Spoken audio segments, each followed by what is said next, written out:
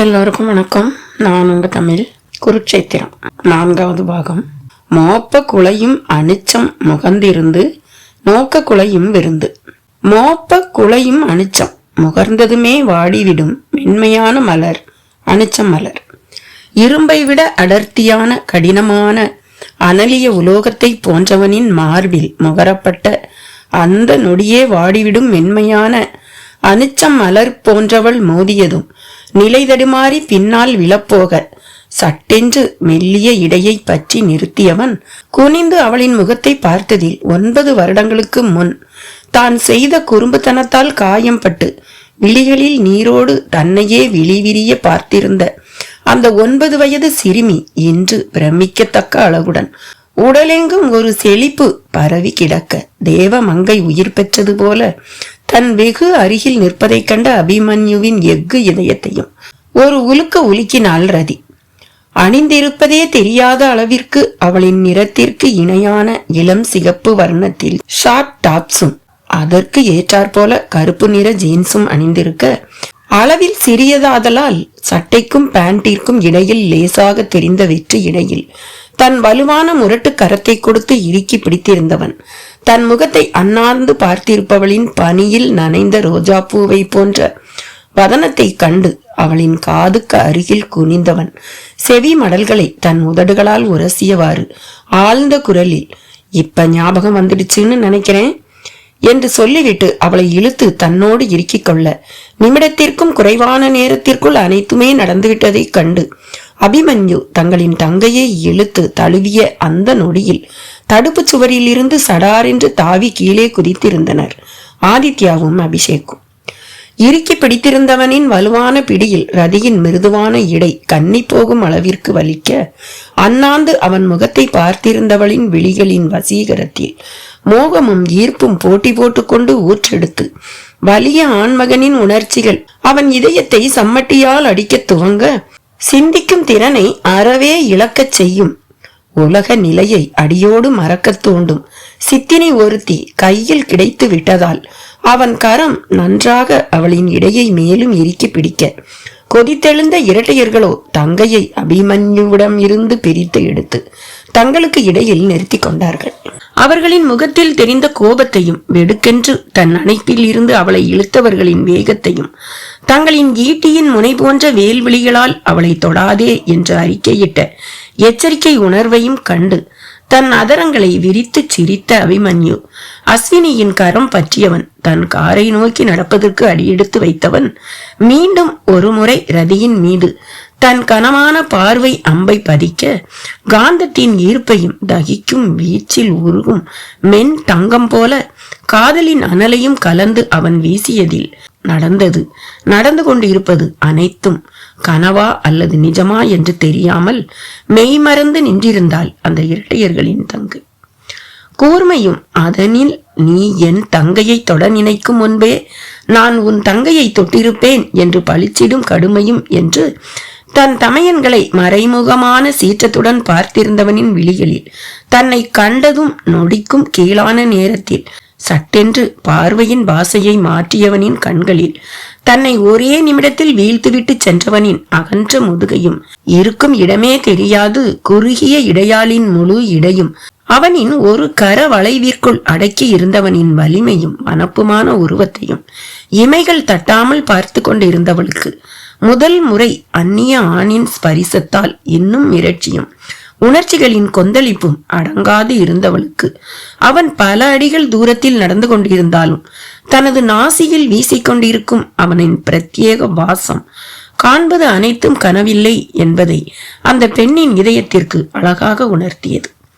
அதுவும் இத்தனை பேர் சுற்றியிருக்கும் இடத்தில் அவன் கல்லூரிக்குள் நுழைந்த நிமிடத்தில் இருந்து அவன் மீதே கண்களை பதித்து பலர் வைத்திருக்க, தன் அண்ணன்கள் இருவரும் தனக்கு அருகில் உடை தெரிய முடியாத அரணை போல் நின்றிருந்தும் சிறிதும் தயங்காமல் ஆண்மையின் இலக்கணமான தைரியத்தையும் கம்பீரத்தையும் தன்னை தழுவியது மூலம் தனது அஞ்சா நெஞ்சத்தையும் வெளிப்படுத்தி சென்றவனை கண்டு உள்ளம் தடுமாறி நின்றிருந்தவளின் தோளில் சகோதரர்கள் இருவரும் கரத்தை போடவும் உடல் முழுவதும் தூக்கி வாரி போட திடுக்கிட்டவளை தங்களுக்குள் நெருக்கி நிறுத்தி கொண்ட காட்சி அவளின் பாதுகாப்பு எங்களது கடமை என்பது போல இருக்க, ஆனால் விதியோ நீங்கள் இருவரும் மட்டும் அல்ல, இன்னும் எத்தனை லட்சம் பேர் வந்தாலும் அவனிடம் இருந்து உங்களின் தங்கையை இனி காத்துக்கொள்ள முடியாது என்பது போல சிரித்தது.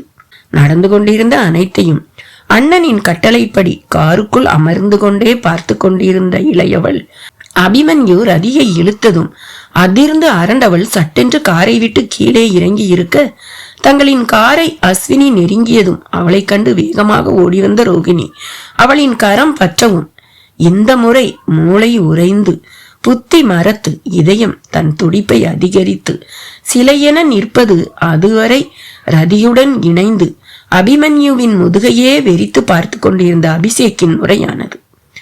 16 வயது பருவச்சிட்டு ரோகிணி, வெண்பட்டு போல பளபளக்கும் நிறம், சித்தத்தை மயக்கும் நிலவை போன்ற முகம், அழகிய முகத்தில் சதா ஒரு இளம் புன்னகையும் தவழ்ந்திருப்பது போன்ற உணர்வுகளை தரும் சிரிக்கும் கண்கள், வளவளத்த கொழுத்த கன்னங்கள், நல்ல உயரத்துடன் கொடி போல இருந்தாலும் வயதுக்கு மீறிய வளர்ச்சி அவளின் அழகையும் பரிமாணத்தையும் பல மடங்கு அதிகரித்து காட்டியது. உடலை ஒட்டி இறுக்கி பிடித்திருப்பது போல அவள் அணிந்திருந்த டென்னிஸ் உடையான வெண்ணிற சட்டையும் முழங்காலுக்கு மேலிருந்த ஸ்கர்ட்டும், தன் கண் எதிரே நின்ற பேரழகியின் உருவம் தன் இதயத்தின் துடிப்பை பல மடங்கு அதிகரிக்க செய்து சித்தத்தை அடியோடு ஈர்த்து வீழ்த்த செய்ததில் ஒட்டுமொத்த உணர்வுகளையும் அவளிடம் சமர்ப்பித்துவிட்ட அபிஷேக்கின் மனம் மிதமிஞ்சிய உணர்வுகளால் ஆட்கொண்டதில் மார்பு படக் படக்கென்று அடித்துக்கொள்ள அவளையே இமை சிமிட்டாமல் பார்த்திருந்தவனின் வலது கரத்தினுள் ரதி அடங்கி இருக்க, இடது கரத்தை லேசாக உயர்த்தியவன் விரல்களை விட்டு ஏதோ எண்ணிக்கொண்டிருக்கவும், அவன் உதடுகளும் முணுமுணுக்கவும் அவனது விரல்களை பார்த்த ரதி, என்னன்னா எண்ணுறீங்க என்றாள் குழப்பத்துடன். இல்ல, நாம எல்லாரும் ஃபர்ஸ்ட் டைம் மீட் பண்ணினப்போ உனக்கு 9 வயசு அண்ட் அஸ்வினிக்கும் அதே வயசு. அப்ப அஸ்வினியோட மாம் இவ 3rd கிரேட் படிக்கிறான்னு சொன்னாங்க. அதுக்கப்புறம் நாங்க யூஎஸ் போனப்போ அவ 7th கிரேடு படிச்சுக்கிட்டு இருந்ததா ஞாபகம். அப்படின்னா இப்ப அவளுக்கு 16 வயசு. அதுதான் எனக்கும் அவளுக்கும் எவ்வளவு வயசு வித்தியாசம் இருக்கும்னு கணக்கு பண்ணிட்டு இருக்கேன். நிதானமாக புருவங்களை சுருக்கி பலத்த சிந்தனையோடு முகத்தை வைத்துக்கொண்டு அவன் கூறவும், சில நிமிடங்களுக்கு முன் இங்கு நடந்தது என்ன? என்ன நிலைமையில் அந்த அபிமன்யு என்னை விட்டு சென்றிருக்கிறான்?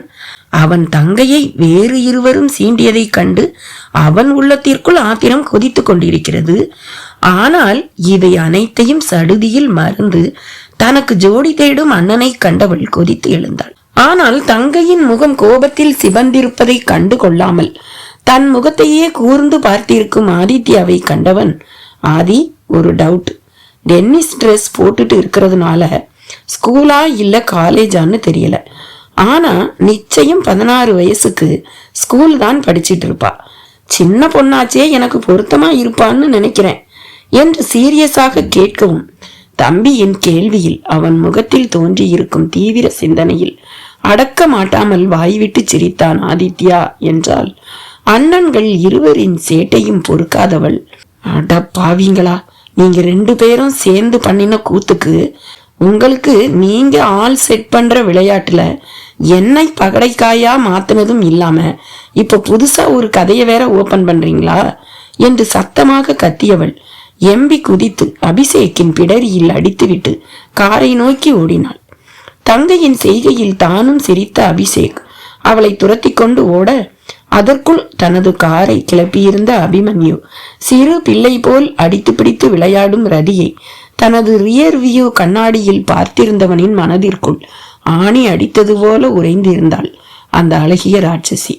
அந்த நாள் ஐவரின் மனதுக்குள்ளும் வெவ்வேறு உணர்வுகளை தோற்றுவித்த நாள்.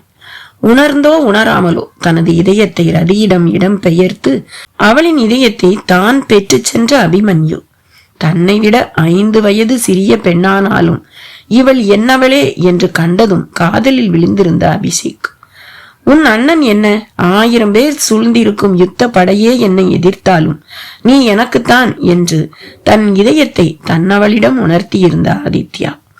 ஒரே பார்வையிலேயே, முதல் தொடுகையிலேயே, சில நொடிகள் இறுக்கிய அணைப்பிலேயே மெல்லிய தன் இதயத்தை தாளம் தப்ப செய்திருந்தவனின் வதனத்தை தனக்குள் சிறை செய்திருந்த ரதி.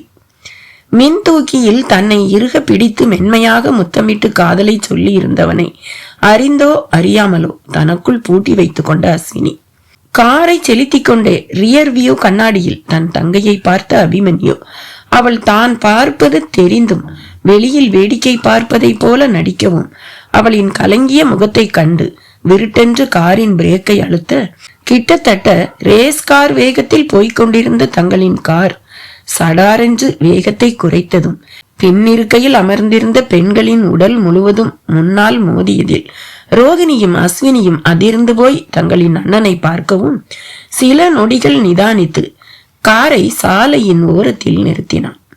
அசு, முன்னால வந்து உட்காரு.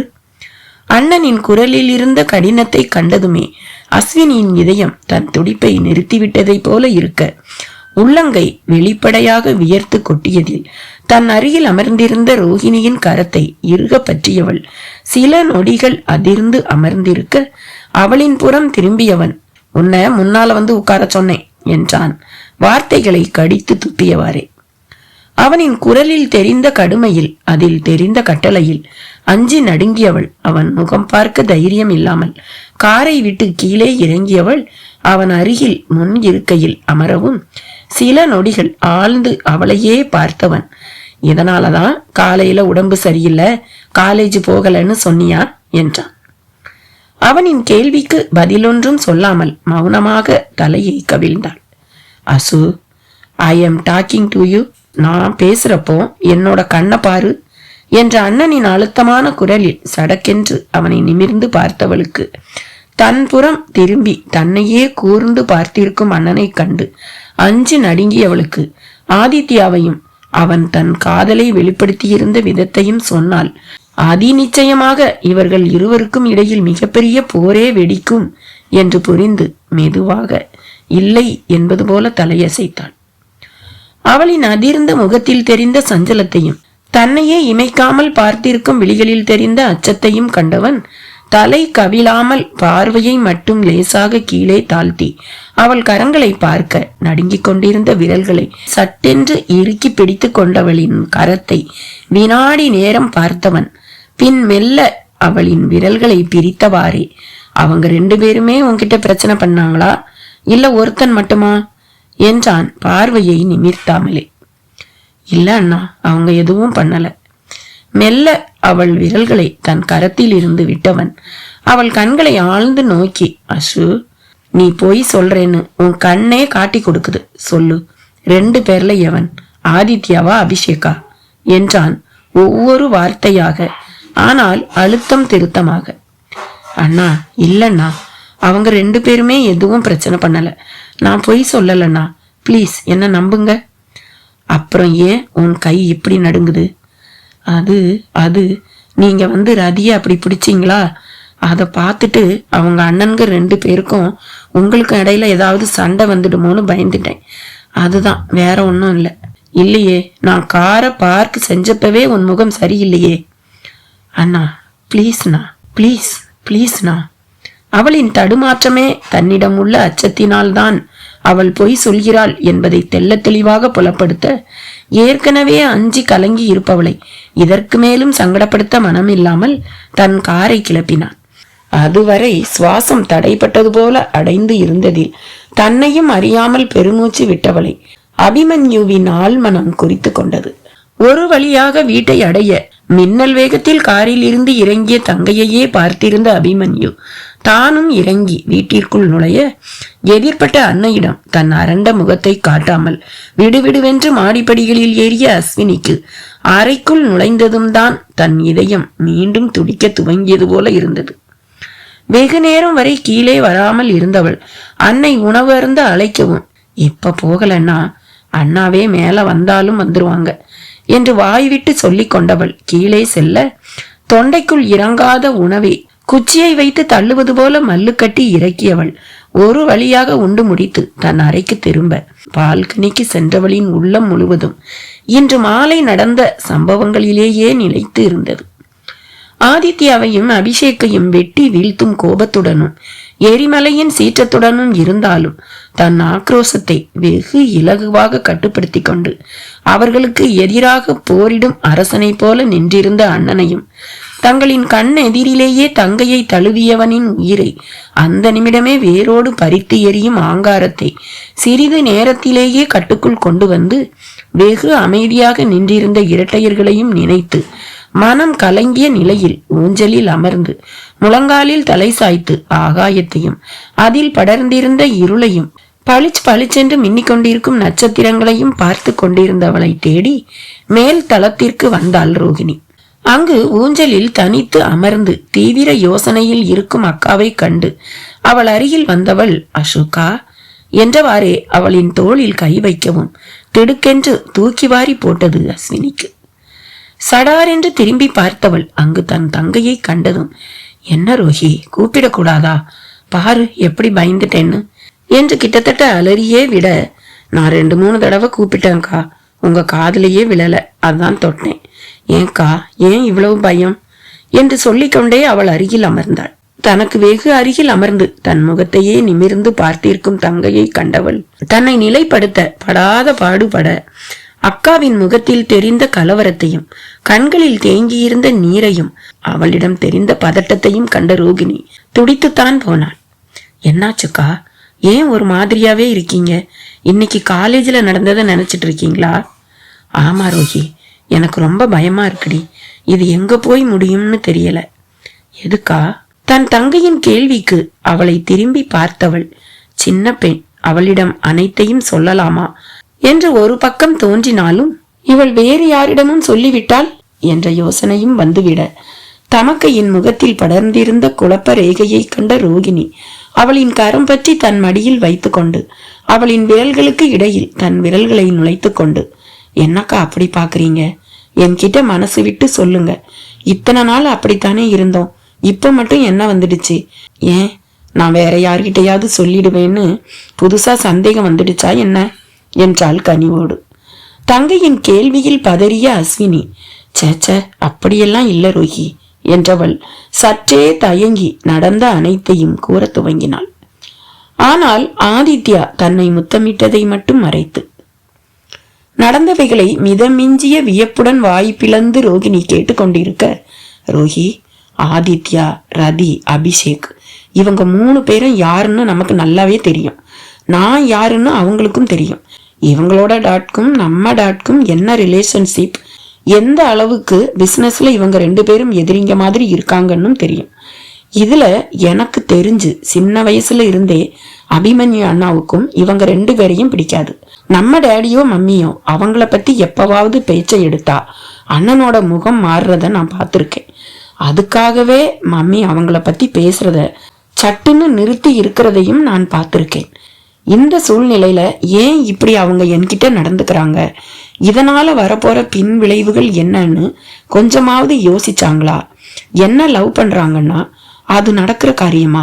புரிஞ்சிக்கவே மாட்டேங்கிறாங்க ரோஹி என்றவள் சற்றே நிதானித்து தங்கையின் கை விரல்களை இறுக பற்றி கொண்டவள் மேலும் தொடர்ந்தாள். ரோஹி, இன்னைக்கு அபிமன்யு அண்ணா அவங்க 2 பேரையும் பார்த்த பார்வையும் அவங்க மேல இருக்கிற கோபத்துல அவங்க தங்கை ரதிகிட்ட நடந்துகிட்டதையும் நினைச்சா எனக்கு அடிவயிறே கலங்குதுடி. நமக்கு தெரிஞ்சு அண்ணா எந்த பொண்ணுகிட்டையும் இந்த மாதிரி நடந்துகிட்டு நான் பார்த்ததில்லை. ஆனா இன்னைக்கு அந்த ரதியை எப்படி பிடிச்சாங்க பாத்தியா? அவளை எப்ப பார்த்தது? ஆனா இவ்வளவு வருஷம் கழிச்சு கரெக்டா அவளை ஞாபகம் வச்சு கேட்டாங்க பாத்தியா? அவங்க அவளை இழுத்து பிடிச்சதும் ஆதித்யாவும் அபிஷேக்கும் பென்ஸ்ல இருந்து படார்னு குதிச்ச வேகத்துல என் ஹார்ட்டே நின்னு போச்சுடி. எனக்கு என்னவோ அண்ணா அவங்க 2 பேரையும் வான் பண்ணின மாதிரியே தெரிஞ்சுது. நீங்க என் தங்கைய தொந்தரவு செஞ்சா நான் உங்க தங்கைய விட மாட்டேன் அப்படின்னு சொல்ற மாதிரியே என் மனசுக்கு பட்டுச்சுடி. என்னவோ இதனால பின்னாடி ஒரு பிரளயமே வெடிக்க போகுதுங்கிற மாதிரி படுது. அதை நினைச்சாலே எனக்கு பக்குங்குதிடி ரோஹி என்று தன் கரத்தை வயிற்றில் வைத்து தேய்த்து கொள்ள அவளை சில நொடிகள் கூர்ந்து பார்த்த ரோகிணி அடுத்து கேட்ட கேள்வியில் சில நொடிகள் அதிர்ந்து தன் நிலை மறந்தாள் அஸ்வினி. அசுகா, நான் ஒரே ஒரு கொஸ்டின் மட்டும் கேட்கிறேன், அதுக்கு மறைக்காம எனக்கு பதில் சொல்லுங்க. நீங்க அந்த ஆதித்யாவை லவ் பண்றீங்களா? இது என்ன கேள்வி ரோஹி? அவங்களுக்கும் நமக்கும் இடையில இருக்கிற டேம்ஸ் பத்தி இவ்வளவு நேரம் சொல்லிட்டு இருக்கேன். நீ என்ன முட்டாள்தனமா கேள்வி கேட்கிற? சரிக்கா, என் கேள்வி முட்டாள்தனம்னா அப்புறம் ஏன் அதுக்கு பதில் சொல்ல இவ்வளவு நேரம் எடுத்துக்கிறீங்க? உடனே சீச்சி லவ் எல்லாம் இல்லைன்னு சொல்ல வேண்டியது தானே. எனக்கு தெரியும்க்கா, உங்களுக்கும் அவங்கள பிடிச்சிருக்கு என்று சலித்து கொண்ட அஸ்வினி அவளின் முதுகில் லேசாக அடித்தவாறே, அப்படியெல்லாம் ஒன்னும் இல்லை ரோஹி. இன்ஃபேக்ட் சொல்ல போனா எனக்கு அவங்க கண்ணை பார்த்தாலே பயத்துல உடம்பெல்லாம் நடுங்குது. என்ன மாதிரி கலர் ஐஸ் பாத்தியா? இதுல நானாவது அவங்கள லவ் பண்றதாவது என்று சிறிதே புன்னகை பூக்க தன் கேள்விக்கு வினாடிகள் தடுமாறிய தமக்கையின் முகம் இப்பொழுது சிவப்பு செம்பருத்தியாய் சிவப்பதையும் இதழ்களில் நாண முறுவல் பூப்பதையும் தன் கண்களை காண இயலாமல் மீண்டும் தனது காலை குறுக்கி அமர்ந்து முழங்காலில் முகம் புதைத்து விண்மீன்களை நோக்க துவங்கியதையும் கண்ட ரோகிணிக்கு புரிந்து போனது. தன் தமக்கையின் இதயம் சிரித்த முகத்தை வைத்தே சீண்டிக் கொண்டிருக்கும் அந்த சிங்கத்திடம் சிக்கிக் கொண்டது என்று. மெல்லிய நகையை தன் இதழ்களில் ஓடவிட்டவள் சன்னமான குரலில், என்னால நம்ப முடியலையே, அவ்வளவு பிரச்சனையிலையும் உங்க பார்வையெல்லாம் ஆதித்யா மேலதானே இருந்துச்சு. அது மட்டும் இல்லக்கா, நீங்க அண்ணாவோட சேர்ந்து திரும்பி காருக்கு வரும்போது அவரை ஒரு தடவை திரும்பி பார்த்ததையும் அதை பார்த்து அவர் சிரிச்சதும் என் கண்ணுக்கு நல்லா தெரிஞ்சுதே. ஆனா எனக்கு இன்னொன்னும் தெரிஞ்சது என்று சொல்லவும் தங்கையின் விஷமமும் குறும்பும் வழியும் விழிகளையும் கிண்டல் நெளியும் புன்னகையையும் கண்டு திருவென விழித்த அக்காளின் காதோறும் குனிந்தவள், அங்க இருந்த இன்னொருத்தர் பார்வை என் மேலேயே இருந்துச்சே, அதையும் நான் பார்த்தேனே என்ற தங்கையின் கிசுகிசுப்பான குரலில் விழுக்கென்று நிமிர்ந்தாள் அஸ்வினி. அபிஷேக்கை சொல்றியா ரோஹி? நானும் அவர் உன்னை அப்படியே முழுங்கிடுற மாதிரி பாக்குறத பார்த்தேன்டி. ஆதித்யாவை திரும்பி பார்த்தப்பதான் எனக்கும் அது தெரிஞ்சது. ஆனா நல்ல வேளை அபிமன்யு அண்ணா அதை பார்க்கல. போச்சு, இது எங்க போய் முடியுமோன்னு தெரியல.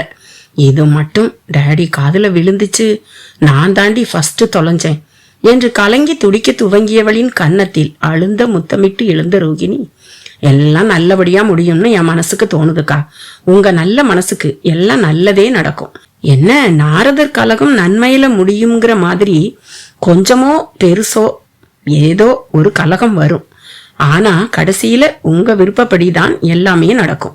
நீங்க ரொம்ப குழப்பிக்காம போய் தூங்குங்க என்றவள் சிரித்தவாறே அஸ்வினியின் அறையை விட்டு வெளியே போனாள்.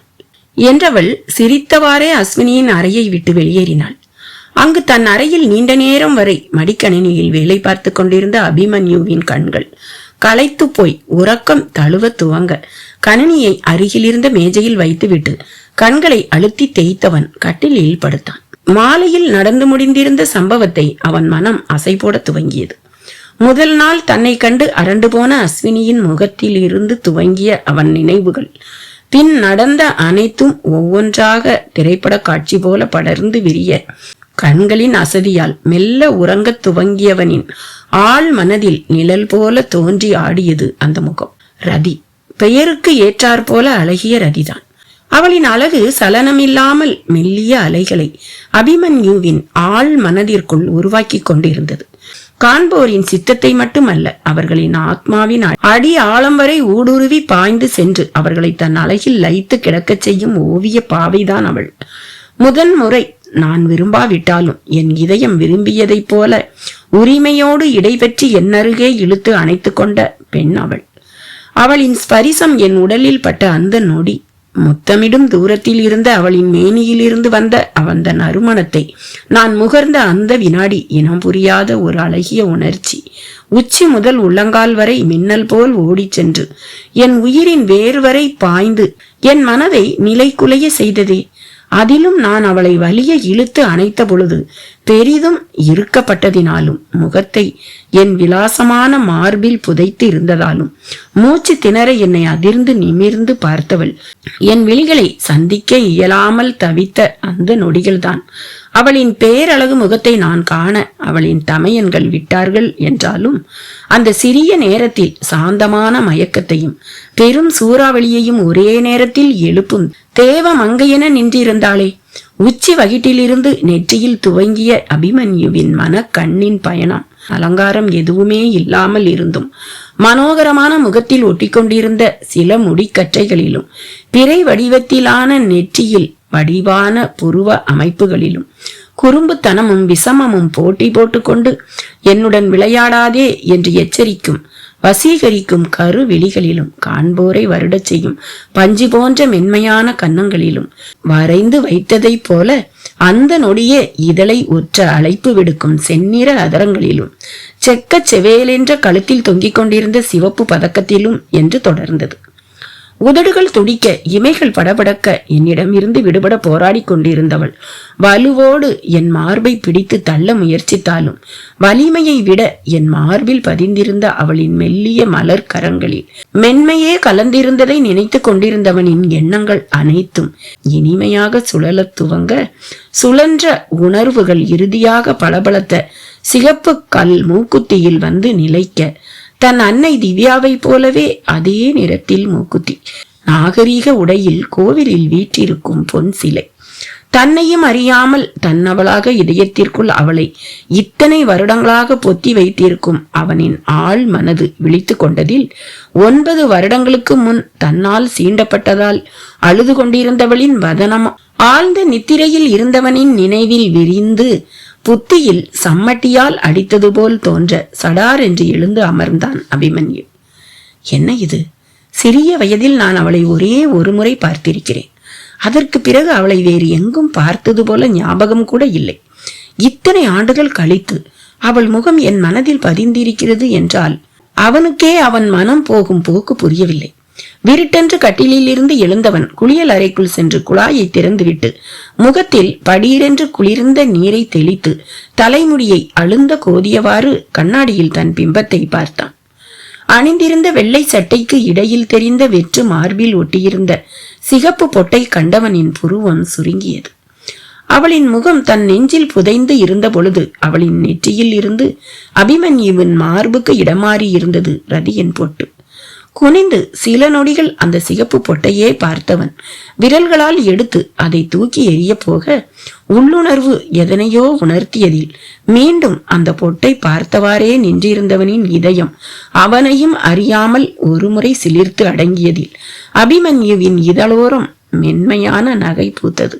இந்தியா வந்து இறங்கிய மறுநாளே அர்ஜுனின் சந்தேக பார்வையின் வளையத்திற்குள் சிக்கியும் தனது இயற்கை குணமான அதீத தைரியத்தாலும் அடங்காமல் திமிரிக் கொண்டிருந்த காதலை மறைக்க இயலாததாலும் முதலாக தன் இதயத்தை அஸ்வினியிடம் வெளிப்படுத்தியிருந்த ஆதித்யா அடுத்த 2 நாட்களுக்குள் அபிமன்யுவின் கண்களிலும் பட்டதினால் அவன் தங்களின் தங்கையை வைத்தே வார்த்தைகளற்ற எச்சரிக்கை விடுத்திருந்ததை தொடர்ந்து தன்னுடன் பிறந்தவனை சற்றே பொறுமை காக்குமாறு வற்புறுத்தி இருந்தான் அபிஷேக். பிறந்ததில் இருந்தே தன் இரட்டை சகோதரனின் வார்த்தைகளை தட்டி பழக்கப்படாத ஆதித்யா இந்த முறையும் அவனின் சொற்களுக்கு கட்டுப்பட்டு அமைதியையும் நிதானத்தையும் கடைபிடிக்க நாட்கள் அதன் போக்கில் நகர்ந்து பெரும்பான்மையான நாட்களை தொழில்களை பற்றிய பாடங்களை கற்றுக்கொள்வதில் மூழ்கியதில் தங்களின் கல்லூரி கோடை விடுமுறையும் முடிவடையும் தருவாயை நெருங்கி இருந்ததில் இருவரும் மீண்டும் அமெரிக்கா பயணமாக தயாரானார்கள். இந்தியாவை விட்டு மறுநாள் கிளம்ப வேண்டி இருந்ததால் அன்று மாலை தங்களின் பயணத்திற்கென்று பெட்டிகளை அடுக்க துவங்க இந்த 1 மாதம் முழுவதும் தன்னவளுடன் தனித்து இருக்கும் கனவுடன் வந்து இறங்கிய ஆதித்யாவின் மனக்கோட்டை தவிடுபொடியாகி இருந்ததில் தன் காதலை வெளிப்படுத்தியும் அஸ்வினியின் பதிலை தெரிந்து கொள்ள முடியாத செயலற்ற நிலையை நினைத்து மனம் குமைந்து இருந்ததில் அவனின் கோபமும் ஆங்காரமும் தன் கரங்களை கட்டி போட்டுவிட்ட அபிமன்யுவின் மீதே கரை புரண்டோடு இருந்தது. வழக்கமாக லொடலொடவென்று சளைக்காமல் வாய் மூடாமல் பேசிக்கொண்டிருக்கும் சகோதரனை கண்ட அபிஷேக் தற்காலிகம்தான் என்றாலும் அவன் அவளை பிரிய போவதை நினைத்து சஞ்சலமாக இருப்பவனின் மனதின் கலக்கம் புரிந்தவனாக ஆதித்யாவின் தோளை பற்றினான். Aadhi, are you all right என்றான் கனிவோடு. இல்ல Abhi, I am not all right. என்னோட கனவு எல்லாமே தவிடுபொடியான மாதிரி இருக்கு. என்னென்னவோ பிளான் பண்ணிட்டு வந்தேன். சே, எல்லாமே கனவாவே போச்சு. அப்படி ஏன் நினைக்கிற ஆதி? அஸ்வினி கிட்ட உன்னோட லவ்வை ப்ரப்போஸ் பண்ணணும்னு நினைச்ச, அதை பண்ணிட்ட. இப்ப அவளுக்கு தெரிஞ்சிடுச்சு நீ அவளை லவ் பண்றது. அப்புறம் என்ன, நமக்கு என்ன கல்யாணம் பண்ணிக்கிற வயசா? எப்படியும் ஸ்டடீஸ் முடியணும். பிசினஸ்ல இறங்கணும், இன்னும் நிறைய இருக்குல்ல, அதுக்குள்ள உன் பிரச்சனைகள் எல்லாம் சால்வ் ஆயிடும். அபி, நீ என்ன சொன்னாலும் என் மனசு கேட்க மாட்டேங்குதுடா. ஆதி, நான் சொல்றத கொஞ்சம் பொறுமையா கேளு. இன்னும் 3 இயர்ஸ்ல திரும்பி வந்துட போறோம். அஸ்வினி எங்கேயும் போக போறதில்ல. நிச்சயம் அவ காலேஜ் முடிக்கிற வர அவளோட டேடி அவளுக்கு மேரேஜ் எதுவும் பண்ண போறதில்ல. பிளஸ் நீயும் அவகிட்ட உன்னோட லவ்வை ப்ரொபோஸ் பண்ணிட்ட. ஸோ ஜஸ்ட் ரிலாக்ஸ் ஆதி என்று ஆறுதல் படுத்தினாலும் ஏனோ ஆதித்யாவின் மனதிற்கு தன் இதயத்தில் பறந்து படர்ந்திருந்த காதல் அவனை தன்னவளை பார்க்காமல் செல்வதற்கு ஒப்புதல் அளிக்கவில்லை. அபிஷேக்கின் பேச்சிற்கு ஒன்றும் பதில் கூறாமல் துணிமணிகளை அடுக்கி வைத்துக் கொண்டிருந்தவனின் புத்தி முழுவதும் ஒரு சந்தர்ப்பம் கிடைத்தாலும் அவளை பார்த்துவிட்டு செல்வேனே, அவளின் திமிர் பிடித்த அண்ணனால் அவளை சந்திக்க முடியாமல் செல்ல போகிறேனே, எப்படி அவளை பார்க்காமல் இன்னும் 3 வருடங்கள் இருக்க போகிறேன் என்று குழம்பிக் கொண்டிருக்கும் நேரத்தில் அவனின் மனம் புரிந்தது போல குறுந்தகவல் வந்ததை அறிவித்து அவன் அலைபேசி சினுங்கியது. தகவலை கண்ட ஆதித்யா அதற்கு பின் வந்த புகைப்படத்தை காணவும் நிமிர்ந்து அபிஷேக்கை பார்த்து சிரித்தவன் அடுக்கி வைத்துக் கொண்டிருந்த பெட்டியின் மூடியை படீரென்று மூடினான். மின்னல் வேகத்தில் வெளியேறினான். அவனை பின்தொடர்ந்து அபிஷேக் ஓட விடுவிடுவென்று 4 தாவில் படிகளில் குதித்து இறங்கிய ஆதித்யாவை பார்த்தவனுக்கு புரிந்து போனது இவன் மின்னல் வேகத்தில் செல்லும் இடம் எது என்று. அவனை பின்தொடர்ந்து சென்றவன் காரை நெருங்கும் முன் காரின் ஓட்டுநர் இருக்கையில் அமர்ந்த ஆதித்யா அபிஷேக்கிற்காக காத்திருக்க அவர்களின் கண் வெர்டிபில் காரின் மேல்பாகம் திறந்திருந்ததில் கதவை திறக்காமலேயே ஒரு நொடியில் மேற்புறம் வழியாக தானும் தாவி ஏறிய அபிஷேக்கின் மடியில் தன் அலைபேசியை தூக்கி போட்ட ஆதித்யா கிடுகிடுவென்று இடது கையால் காரின் கியரை மாற்றி சீறி கிளம்பினான். எனக்கு தெரிஞ்சு இதுதான் அஸ்வினி முதல் தடவை ஹாப் சாரி கட்டியிருக்காங்க என்ற குறும் தகவலோடு அலைபேசியில் ஒளிர்ந்த புகைப்படத்தையும் அதனை அனுப்பிய தங்கையையும் கடிந்து கொண்ட அபிஷேக்கிற்கு இனி யார் தடுத்தாலும் அவன் நிற்க மாட்டான் என்றே தோன்றியது. ஏனென்றால் அன்று அவர்களின் கல்லூரியில் ஏதோ ஒரு விழா. அவளின் செந்நிற மேனிக்கு ஏற்றவாறு பர்பிள் நிறத்தில் மெஜந்தா நிற கரை போட்ட டிசைனர் பாவாடையும் அதற்கு ஏற்றாற்போன்று மெஜந்தா நிற பட்டு தாவணியும் அணிந்து காண்பவரின் சித்தத்தை பிசகச் செய்யும் தடாக நீரில் மிதக்கும் வயலட் நிற புஷ்பத்தை போல எதிர்ப்படும் ஆண்களை காதல் எனும் கல்லை பருகச் செய்யும் அழகோடு தன் செம்பவள அதரங்கள் விரிந்து நின்றிருந்தவளை காணும் எவரும் மதிமயங்கித்தான் போவார்கள். அந்நிய ஆண்களின் இதயத்தையே ஆனந்தத்தில் மிதக்கச் செய்யும் தன்னவளின் அழகு சிறு வயதில் அவளை முதன்முறையாக பார்த்த அன்றில் இருந்து தன்னையும் அறியாமல் அவளை தன் ஆண் மனதிற்குள் புதைத்துக் கொண்டிருந்தவனின் விழிகளில் பட்டால் எப்பேற்பட்ட இக்கட்டையும் தாண்டி அவளை சந்திக்க வேண்டும் என்ற பேர் ஆவல் கொள்ள மாட்டானா? அவன் தனது போர்ஸ் டர்போ காரை சென்னையின் சாலைகளில் செலுத்திய விதத்திலேயே அபிஷேக்கிற்கு புரிந்து போனது. அவனின் காதலின் ஆழமும் செல்வதற்கு முன் அவன் அவளை ஒரு முறையாவது சந்திக்க வேண்டும் என்ற அவனின் ஆக்ரோஷமும் புயல் வேகத்தில் காரை செலுத்தியவன் அதே வேகத்தில் கல்லூரிக்குள் நுழைந்த அந்த வினாடியே கிரீச்சிட்டு பிரேக்கிட்டு நின்றது. அங்கு கார் நிறுத்தும் இடத்தில் தன் காரை நிறுத்திவிட்டு அதன் மீது சாய்ந்து நின்றவாறு ஒரு கரத்தில் சுமந்திருந்த அலைபேசியில் எதனையோ ஆழ்ந்து பார்த்து படித்து கொண்டே மறு கரத்தால் தன் சன் கிளாஸை சுழற்றியவாறு ஸ்டைலாக நின்றிருந்த அபிமன்யுவை கண்டவுடன் கிட்டத்தட்ட 2 வாரங்களாக இருவரும் கல்லூரியின் பக்கம் தலை வைத்தே படுக்கவில்லை. இந்தியாவை விட்டு கிளம்பும் பொழுதாவது அவளை பார்த்துவிட்டு செல்லலாம் என்றால் எப்படி சரியாக வந்து நிற்கிறான் என்று முதலில் யோசித்த ஆதித்யாவிற்கு தாங்கள் நாளை காலை அமெரிக்கா செல்ல இருப்பதும் அதற்குள் எப்படியும் ஒரு முறையேனும் இவன் தங்கையை நான் வந்து சந்திக்க முயற்சி செய்வேன் என்றும் கண்டுபிடிக்க தெரியாதவனா இவன் என்றும் புலப்பட்டது. உள்ளத்தில் ஆத்திரம் கொதிக்க முகத்தில் எரிச்சல் அப்பட்டமாக தெரிய சினத்தில் திரும்பி அபிஷேக்கை பார்த்தான். காரின் வேகத்தை அதிகரித்து சரியாக அபிமன்யுவை இடித்து விடுவது போல அவன் அருகில் காரை நிறுத்தினாலும் அசைந்தான் இல்லை அர்ஜுனின் புதல்வன். நாங்கள் வந்திருப்பது தெரிந்தும் இவர்களின் பக்கம் திரும்பி கூட பார்க்காமல் இவர்கள் அங்கு இருப்பதே கண்களுக்கு தெரியாதது போல சுவாரஸ்யமாக அலைபேசியில் விழிகளை ஓடவிட்டு கொண்டிருப்பவனை பார்த்த அபிஷேக் ஆதித்யாவின் காதுகளுக்கு அருகில் குனிந்தான். ஆதி, அன்னைக்கு நம்ம பார்த்துட்டு போனதுல இருந்தே இவன் அஸ்வினிக்கு அவளுக்கே தெரியாம செக்யூரிட்டி போட்டு இருக்கான்னு கேள்விப்பட்டேன். அதனாலதான் நான் உன்னை இங்க வர்றதுக்கும் அனுமதிக்கல. ஆனா எப்படியும் இந்தியா விட்டு கிளம்புறதுக்கு முன்னாடி ஒரு தடவையாவது அஸ்வினிய பார்க்க நீ வருவேன்னு இவனுக்கு தெரிஞ்சிருக்கணும். அதுக்குத்தான் நமக்கு முன்னாடியே இங்க வந்து காத்துக்கிட்டு இருக்கான். இன்ஃபேக்ட் நம்ம காலேஜுக்குள்ள நுழைஞ்சதுமே எத்தனை பேர் நம்ம திரும்பி பார்த்தாங்க. ஆனா இவன் தலைய நிமிந்து கூட பார்க்கல. பாத்தியா? என்ன பண்ணலாம்னு சொல்லு என்றான் கிசுகிசுப்பான குரலில். தங்களின் கார் அவனை உரசுவது போல வந்து அவன் அருகில் நின்றும் நிமிர்ந்தும் பார்க்காதவன் காரின் மேல்புறம் திறந்திருப்பதில் இருவரும் பேசிக் கொண்டிருப்பது அவன் செவிகளில் விழாவிட்டாலும் நிச்சயம் அவனின் பார்வைக்குள் விழுந்திருக்கும். இருந்தும் தன் நிலையில் இருந்து அசையாமல் நின்றிருப்பவனை கண்டு எரிச்சல் அடைந்த ஆதித்யா, அபி, நாம இங்க இருக்கிறது தெரிஞ்சும் அவன் நம்மை கண்டுக்கலைன்னா நம்மால அவனை ஒன்னும் பண்ண முடியாதுங்கிற திமிர்தான். அதுக்காகவே நான் இன்னைக்கு அசுவை மீட் பண்ணியே ஆகணும் என்றான், வார்த்தைகளில் ஆங்காரத்தையும் ஆக்ரோசத்தையும் கூட்டி. இரட்டையர்கள் இருவரும் வந்த வேகத்தையும் இப்பொழுது செயலற்று கிசுகிசுத்துக் கொண்டிருப்பதையும் திரும்பி பார்க்காமலேயே புரிந்து கொண்ட அபிமன்யு குனிந்திருந்த வாக்கிலேயே இதழ்கள் விரிக்காமல் லேசாக புன்னகை புரியவும் இருவருக்குமே புரிந்து போனது இவனை மீறி கல்லூரிக்குள் செல்வது இயலாத காரியம் என்று. சட்டென்று அலைபேசியை எடுத்தவன் தங்களை சந்திக்க வருமாறு ரதிக்கு குறுந்தகவல் அனுப்பினான் ஆதித்யா. அவன் தன் விரல்களால் எழுத்துக்களை அழுத்திக் கொண்டிருக்கும் பொழுதே அதனை படித்துக் கொண்டிருந்த அபிஷேக், ஏ ஆதி, என்னடா பண்ற?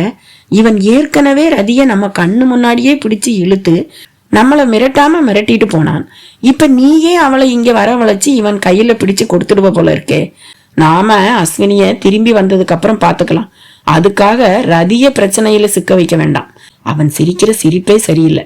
முதல்ல இந்த இடத்துல இருந்து கிளம்பலாம் என்று கிசுகிசுத்துக் கொண்டிருக்கும் பொழுதே அலைபேசியில் உள்ள சென்ட் பட்டனை அழுத்தி இருந்தான் ஆதித்யா. அபி, நீ திரும்ப திரும்ப இவனை பத்தி பேசுறத பார்த்தா நாம என்னவோ இவனுக்கு ரொம்ப பயந்துட்டு ஓடுற மாதிரி இருக்கு. நாம ஏண்டா கண்டவனுக்கு பயந்துட்டு கோழை மாதிரி இங்க இருந்து கிளம்பணும்? ரதி வரட்டும், அவளை வச்சு நான் காலேஜுக்குள்ள போக முடியுமான்னு பாக்குறேன். இவன் தங்கைய நான் பாக்குறதுக்கு வேணா இவன் தடை சொல்லலாம். ஆனா என் தங்கைய பாக்குறதையோ இல்ல அவள் காலேஜுக்குள்ள நான் போறதையோ தடுக்கிறதுக்கு இவனுக்கு உரிமை இல்லையே.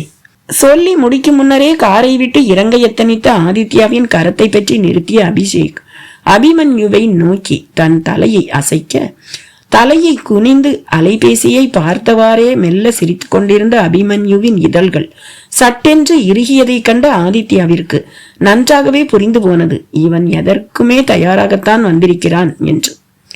ஆனால் அதற்குள் ஆதித்யாவின் தகவல் ரதியை சென்று அடைந்திருந்தது. தமையனின் தகவலை கண்டதும் தான் செய்திருந்த முட்டாள்தனம் புரிய அவங்களோட மனசு புரிஞ்சுக்காம ஊருக்கு கிளம்புற நேரத்துல போய் போட்டோவை அனுப்பி உசுப்பேத்தி விட்டுட்டியே ரதி. மாம் சொல்ற மாதிரி இன்னும் சின்ன புள்ள மாதிரி தாண்டி நீ சில சமயம் எதையாவது செஞ்சு வைக்கிற.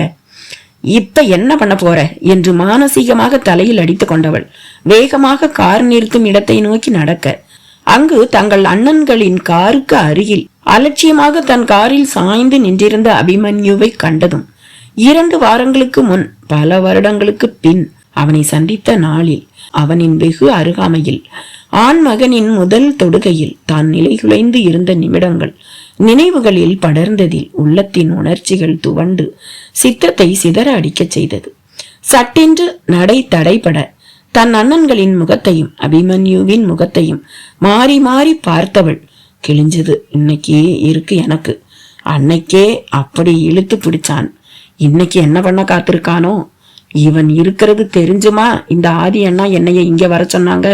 இதுங்க 3க்கும் இடையில மாட்டிக்கிட்டு நான் என்ன பாடுபட போறேனோ என்று வாய்விட்டு புலம்பிக் கொண்டவள் மெல்ல அடியெடுத்து வைத்து நெருங்க தங்களின் காருக்கு அருகில் நின்றிருந்த அபிமன்யுவை பார்த்தவாறே நடந்து வந்து கொண்டிருந்தவள் அப்பொழுதுதான் கவனித்தாள்.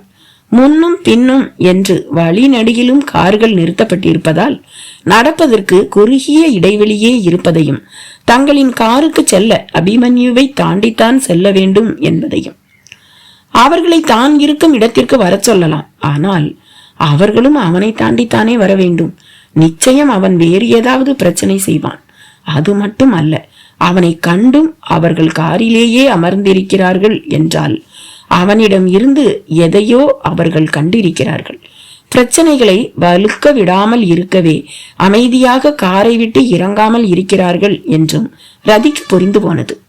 முதலில் இவர்களை இங்கிருந்து அப்புறப்படுத்த வேண்டும் என்று சிந்தித்துக் கொண்டே மெல்ல நடந்தவள் அபிமன்யுவை நெருங்கி வரவும் அவன் நின்றிருந்த தோரணையும் தனக்கு அருகில் நடப்பதை பற்றி சிறிதும் அலட்டிக்கொள்ளாமல் அலட்சியமாக நின்று கொண்டிருக்கும் தோற்றமும் அவளின் இதய துடிப்பின் வேகத்தை கொஞ்சம் கொஞ்சமாக அதிகரிக்க அவனை நெருங்கிய அந்த நிமிடம் சொல்லி வைத்தார் போல தளிர் மேனி முழுவதும் வெளிப்படையாகவே நடுங்க தொடங்கியது.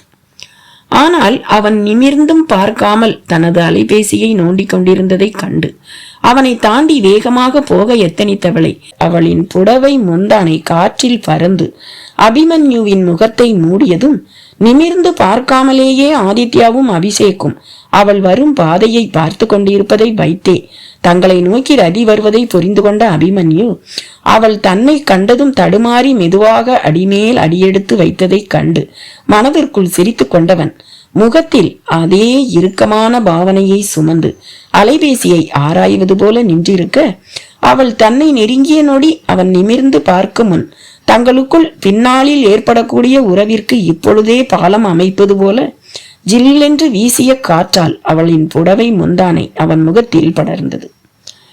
புஷ்பத்திலும் மிருதுவான மேனியை தழுவியிருந்த மெல்லிய புடவை ஆடவனின் முகத்தில் பட்டதும் உணர்ச்சிகள் பெரிதாக சுடர்விட்டு அவன் உடலை பலவிதமாக சித்திரவதை செய்ய அவளின் புடவையில் அவளின் இணையற்ற வாசத்தினால் அபிமன்யுவின் அறிவு சுக்கல் சுக்கலாக தெரித்துவிடும் நிலைக்கு வந்ததும் அல்லாமல் மௌனமான நிசப்தமான அந்த சூழ்நிலையில் அவன் உணர்ச்சிகளும் பேரு இறைச்சல்களாக உள்ளத்தில் கிளம்பி சொர்க்கமா நரகமா என்று சொல்ல முடியாத ஒரு கனவு உலகத்திற்கு அவனை வேகமாக இழுத்து சென்று கொண்டிருந்தது.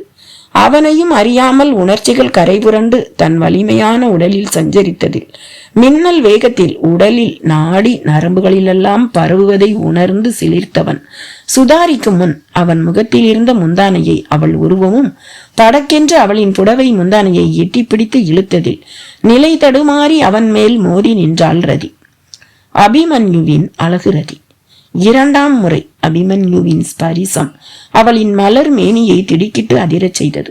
அனைத்தும் நிமிடத்திற்கும் குறைவாக நடந்துவிட தங்கையையே வைத்த கண் வாங்காமல் பார்த்திருந்த ஹர்ஷாவின் புதல்வர்கள் அவள் அபிமன்யுவை கடக்கும் பொழுதே காரை விட்டு வெளியே வர முனைந்திருக்க அவன் புடவையை பிடித்ததும் ஆங்காரமாக அவன் அருகில் சென்றவர்கள் ரதியை தங்களின் பக்கம் இழுத்தார்கள்.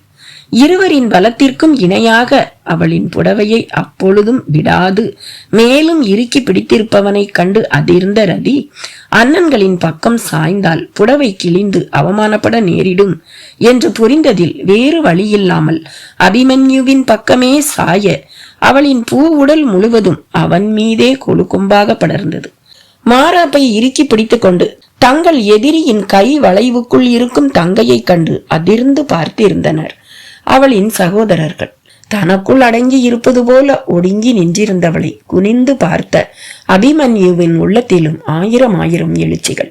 ஏய் என்றவாறே அவன் கரத்தில் இருந்த புடவையை வெடுக்கென்று பிடுங்கிய ஆதித்யாவை கண்டு நகைத்த அபிமன்யுவின் முகத்தில் தெரிந்த அளப்பரிய நிதானத்தையும் உதடுகளில் தெரிந்த சிரிப்பையும், ஆனால் அனைத்து நல்லுணர்வுகளுக்கும் எதிர்மறையாக அவன் விழிகளில் தெரிந்திருக்கும் பஞ்சத்தையும் கண்டு அவன் எதற்கும் துணிந்துதான் வந்திருக்கிறான் என்று சுதாரித்த அபிஷேக் மீண்டும் ஆதித்யாவின் கரம் பற்றினான். ரதியை பாதுகாப்பாக கல்லூரிக்குள் அனுப்பி வைத்தவன் ஆதித்யாவின் செவிகளுக்கு அருகில் சென்று, ஆதி, கண்ட்ரோல் யுவர் செல்ஃப். அவன் எதுக்கும் துணிஞ்சுதான் வந்திருக்கணும். நம்ம உசுப்பேத்தி விட்டு அவன் மேல நீ கை வைக்கணும், அதை வச்சு பிரச்சனைய பெருசாக்கணும்னு நினைக்கிற மாதிரி இருக்கு. அது மட்டும் இல்ல, எனக்கு என்னவோ அவன் தனியா வந்திருக்கிற மாதிரியும் தெரியல. ஏற்கனவே அன்னைக்கு ஈவ் டீசிங் அப்படி இப்படின்னா வேற ஏதாவது பிளான் பண்ணி நாளைக்கு நாம யுஎஸ் போறதை தடுத்தாலும் அவன் தடுக்கலாம். நமக்கு இப்ப ஸ்டடீஸ் முக்கியம்.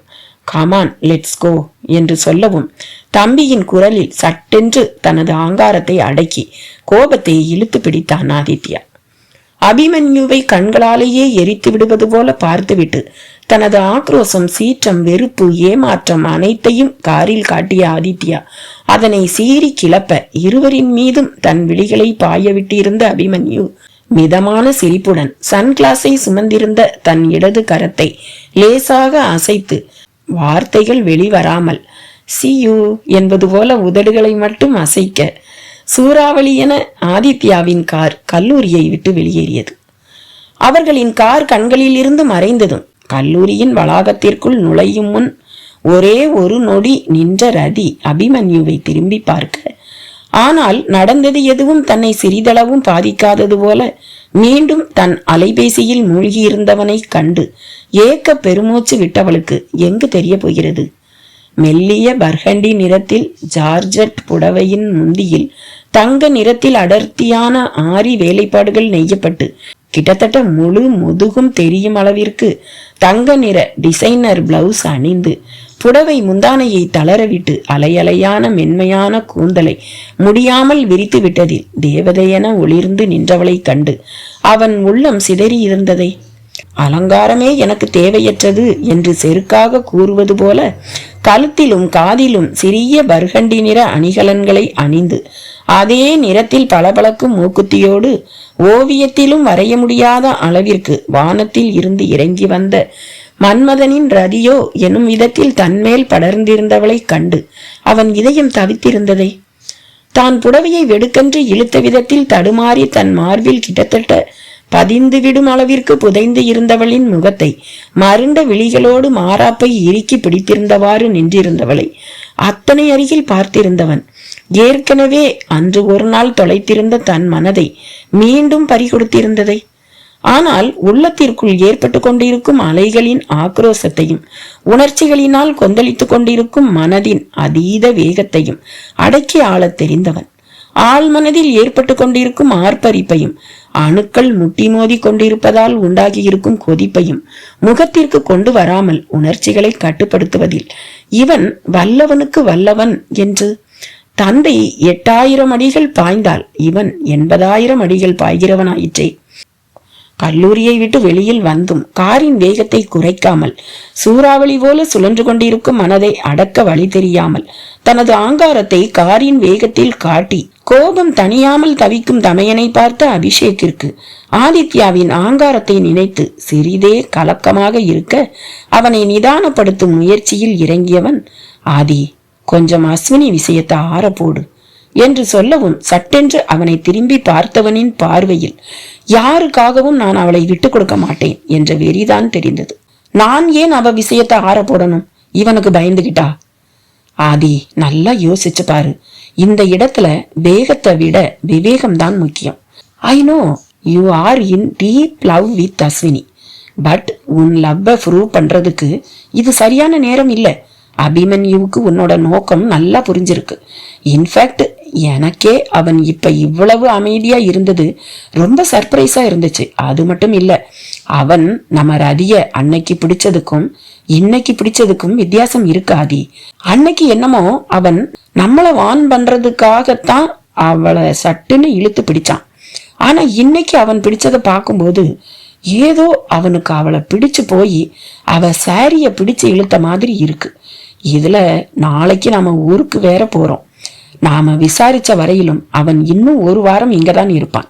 சோ நாம என்ன செஞ்சாலும் அது நாம இல்லாம இங்க தனியா காலேஜுக்கு வர்ற ரதிக்கு தான் ஆபத்து. அதனால ஒரு ஸ்டெப் பின்னோக்கி எடுத்து வச்சுதான் ஆகணும். அதுக்காக நாம தோத்து போயிட்டதா அர்த்தம் இல்லை. எனக்கு தெரியும், நிச்சயம் நீ அஸ்வினியை தவிர வேறு யாரையும் மேரேஜ் பண்ணிக்க போறதில்ல. சோ இந்த விஷயத்த கொஞ்சம் ஆற போடு. நாம திரும்பி வருவோம். அப்ப உனக்கு என்ன தோணுதோ அதை பண்ணு. I am always there for you. அப்ப பாத்துக்கலாம் நாம ஜெயிக்கிறோமா இல்ல இவன் ஜெயிக்கிறானான்னு. எப்படி அபி அவளை இப்படியே விட்டுட்டு போக சொல்ற? நாம நாளைக்கு ஊருக்கு போறதுக்குள்ள அவளை ஜஸ்ட் ஒரு தடவை பார்த்துட்டு போயிடலாம்னு இருந்தேன். அது மட்டும் இல்ல, அன்னைக்கு அவகிட்ட ப்ரப்போஸ் பண்ணியும் அவ எந்த பதிலும் சொல்லல.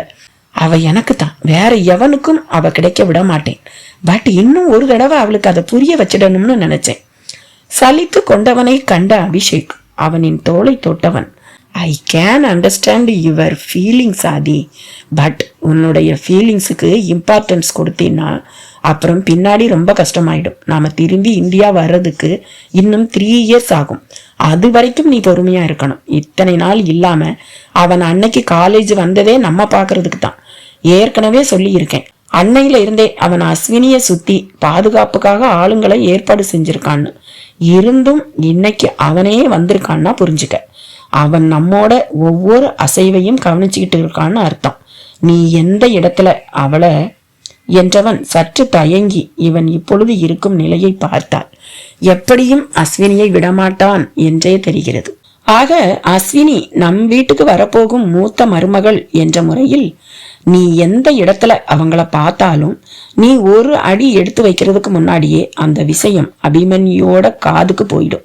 So you have to wait for some time. நீ கொஞ்ச காலம் காத்துதான் இருக்கணும். சுனாமி மாதிரிடா. முதல்ல கடல் எத்தனை மைலுக்கு முடியுமோ அவ்வளவு தூரத்துக்கு அமைதியா சத்தமே இல்லாம உள்வாங்கும். எந்த அளவுக்கு எவ்வளவு உயரத்துக்கு உள்வாங்குதோ அந்த ஃபோர்ஸ் எல்லாம் சேர்த்து வச்சுதான் அது ஆக்ரோஷமா மலையளவுக்கு உயர்ந்து சுனாமியா திரும்பி வரும். அதே மாதிரி நீ இப்ப கொஞ்சம் பொறுமையா இரு. நாம திரும்பி வருவோம். அப்ப அபிமன்யு நிச்சயம் பிசினஸ்ல இறங்கி இருப்பான். இப்ப அவனோட டேடிக்கும் நம்மோட டேடிக்கும் நடக்கிற அதே பிசினஸ் யுத்தம் நமக்கும் அவனுக்கும் இடையில நடக்கும். அது நிச்சயம் பெரிய பேராபத்துல வெடிக்கும். அப்ப அஸ்வினியோ ரதியோ நடுவுல மாட்டிக்கிட்டு திண்டாடக்கூடாது. அதனால நாம எல்லாத்தையும் ரொம்ப பிளான் பண்ணிட்டான் செய்யணும். உன்னோட வேகமும் என்னுடைய விவேகமும் சேர்ந்தாதான் அவனை ஜெயிக்க முடியும். அதனால நான் சொல்றத கொஞ்சம் கேட்டு பொறுமையா இரு.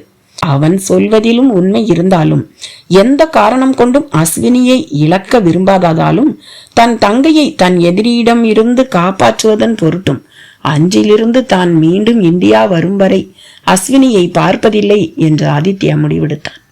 தமையனின் அமைதியை கண்டு மனதிற்குள் வேதனைப்பட்ட அபிஷேக் சில நிமிடங்கள் நிதானித்தவன் அவனின் கலக்கத்தை மாற்றும் பொருட்டு, உனக்கு மட்டும் இல்ல இந்த அட்வைஸ், எனக்கும் தான் என்றான். அவனை சட்டென்று திரும்பி பார்த்த ஆதித்யாவை கண்டு தன் அழகிய இதழ்களை விரித்து வசீகரமாக சிரிப்பை உதிர்த்தவன், என்ன பண்றது, ஸ்கூல் படிக்கிற பொண்ணுனாலும் இந்த மனசு கேட்க மாட்டேங்குதே. எனக்கும் அவளுக்கும் 5 வயசு தான் வித்தியாசம். இப்ப அவ சின்ன பொண்ணுதான். பட் நாம திரும்பி வர்றப்ப அவ காலேஜ் படிச்சிட்டு இருப்பா. அது போதும் எனக்கு என்று சொன்ன தம்பியை கண்டு இதழ் விரித்து சிரித்தவாறே கண்ணை சிமிட்டினான் ஆதித்யா. அவனின் சிரிப்புக்கும் கண் சிமிட்டலுக்கும் காரணம் ஒன்றுதான். தனது காதலுக்காக அவன் எதிர்க்க போவதும் நாளை தங்களின் தொழில்களின் எதிரியாக வரப்போவதும் ஒருவனே. ஒரு மாவீரனுக்கு எப்பொழுது யுத்த களத்துக்கு செல்ல வேண்டும் என்பது தெரிய வேண்டும், எப்பொழுது பின்வாங்க வேண்டும் என்றும் தெரிய வேண்டும். அப்பொழுதுதான் யுத்தத்தில் அவனால் வெற்றி கொடியை நாட்ட முடியும். அப்பேற்பட்ட போருக்கு நாங்கள் ஆயத்தமாக இருக்கிறோம், அதற்காக காத்திருக்கவும் தயார் என்பதை குறிப்பதுதான் அந்த சிரிப்பும் கண் சிமிட்டலும். மறுநாள் ஆதித்யாவும் அபிஷேக்கும் அமெரிக்கா சென்றுவிட, அபிஷேக் கண்டறிந்தது போல் சரியாக 1 வாரம் சென்று அபிமன்யுவும் அமெரிக்காவில் இருக்கும் தன் கல்லூரிக்கு திரும்ப அவர்கள் மூவரும் இந்தியாவை விட்டு சென்று இதனுடன் கிட்டத்தட்ட 1 வருடம் முடிவடைந்த நிலையில் அன்று அஸ்வினியின் 19வது பிறந்த நாள். வழக்கமாக பிறந்தநாள் விழா கொண்டாடும் பழக்கம் அர்ஜுனிற்கோ மற்றவர்களுக்கோ அந்த வீட்டில் இல்லாவிட்டாலும் அவனின் செல்ல மகள்கள் அஸ்வினியும் ரோகிணியும் மட்டும் இதற்கு விதிவிலக்கு. காலையிலேயே பிறந்த நாள் விழா களை கட்ட தன் அறைக்குள் படுத்து உறங்கிக் கொண்டிருந்தவளின் செவிகளில் சிரிப்பொலியும் கலகலப்பான பேச்சுக்களும் மூடியிருந்த கதவையும் தாண்டி கேட்டதில் மெல்ல எழுந்து வந்த அஸ்வினி பல் துலக்கி முகம் கழுவி கீழே எட்டி பார்த்தாள்.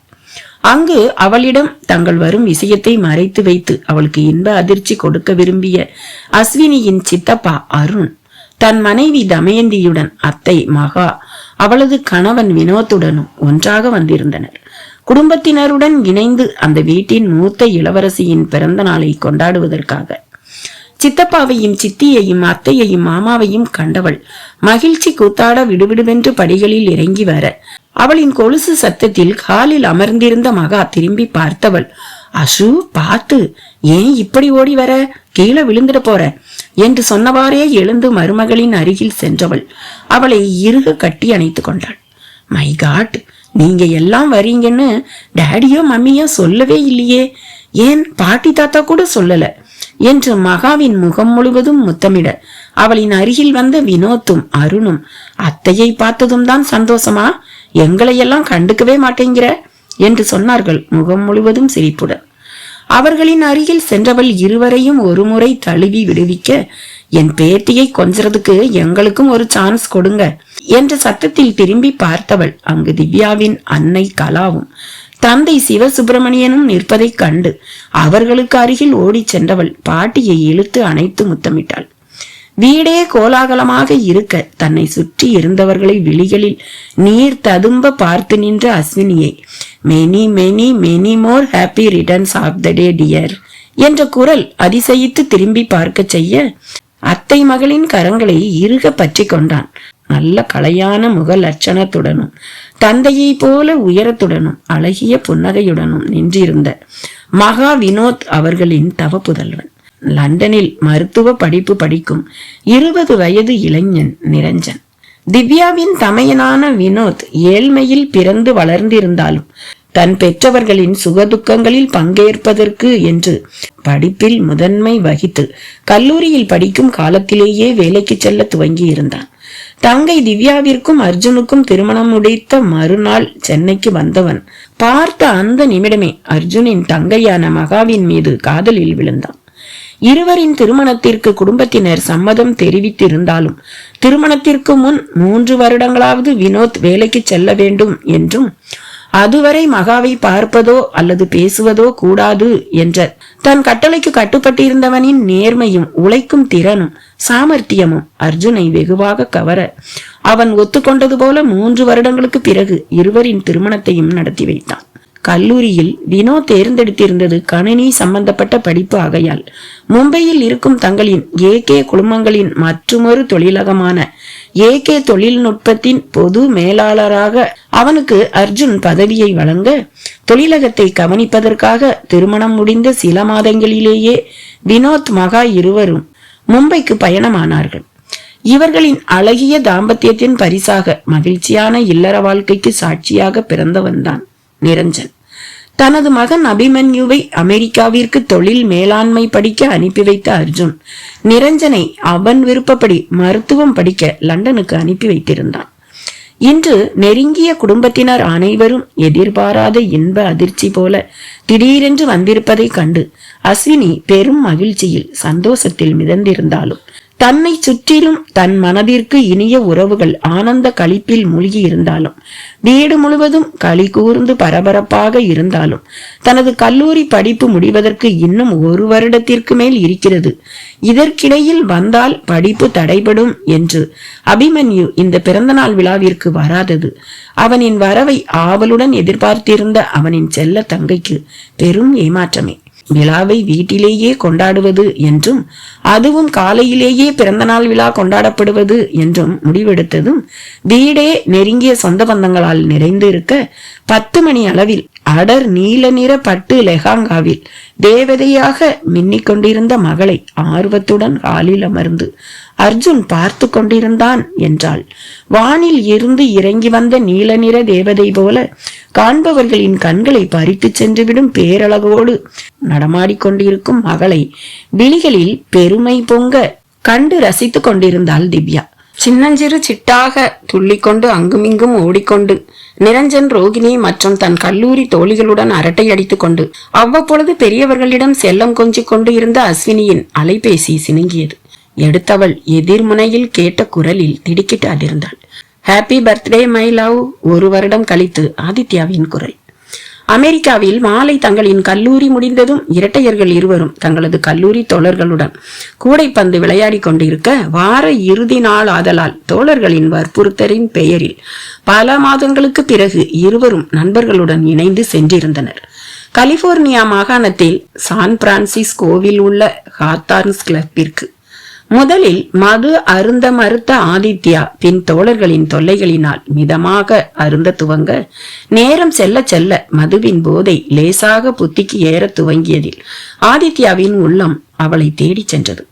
அன்று 1 வருடத்திற்கு முன் மின் தூக்கியில் தன் காதலை அவளிடம் வெளிப்படுத்தி இருந்த 2 நாட்களுக்கு பிறகு அவளை கல்லூரியின் கார் நிறுத்துமிடத்தில் சந்தித்ததுதான் அவளை கடைசியாக பார்த்தது. அதற்கு பிறகு அவளை எந்த விதத்திலும் தொடர்பு கொள்ள முடியவில்லை. பாரில் அமர்ந்து மது அருந்த துவங்கியவனின் உடல், பொருள், ஆவி, உள்ளம் என்று அனைத்திலும் அவளே நிறைந்து இருக்க சட்டென்று தனது அலைபேசியை எடுத்தவன் 1 வருடத்திற்கு முன் தான் அமெரிக்கா கிளம்பும் முதல் நாள் ரதி அனுப்பி வைத்திருந்த பொற்சிலையொன்று பிரபஞ்சத்தில் பிறந்தது போல மிகையும் இன்றி குறையும் இன்றி அளவாக செய்து வைத்த பொன்மேனியுடன் நீளமான கருநிற முடியை பின்னலிட்டு பூச்சூடி மானின் அழகிய நீளமான விழிகளோடு வழக்கத்திற்கு மாறாக சிறிது பெரிதாகவே பொட்டு வைத்து கோவை பழமே தோற்றுவிடும் அளவிற்கு சிவந்த அதரங்களை விரித்து சிரித்திருந்ததில் முத்து பரல்கள் போல பற்கள் பளிச்சிட ரவிவர்மனின் தூரிகையில் வரைந்த ஓவியம் போல வசீகரித்து மிளிர்ந்த அஸ்வினியின் புகைப்படத்தை லட்சமாவது முறையாக பார்த்தான் ஆதித்யா.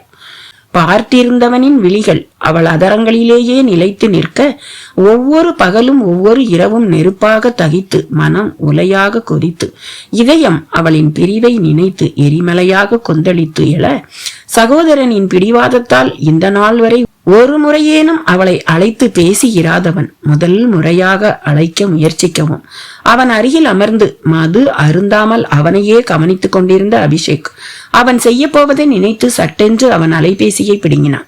ஆதி, ஏண்டா இப்படி இருக்க? அதான் ஏற்கனவே சொல்லி இருக்கேன்ல, அஸ்வினி உனக்கு வேணும்னா நீ கொஞ்சம் பொறுமையா தான் இருக்கணும். இப்ப அவங்கள விட்டு நீ தனியா இவ்வளவு தூரத்துல இருக்க. இப்படி நீ தொந்தரவு பண்றது தெரிஞ்சா அவங்க பேரண்ட்ஸ் வேற ஏதாவது ஆக்ஷன் எடுத்துட போறாங்க.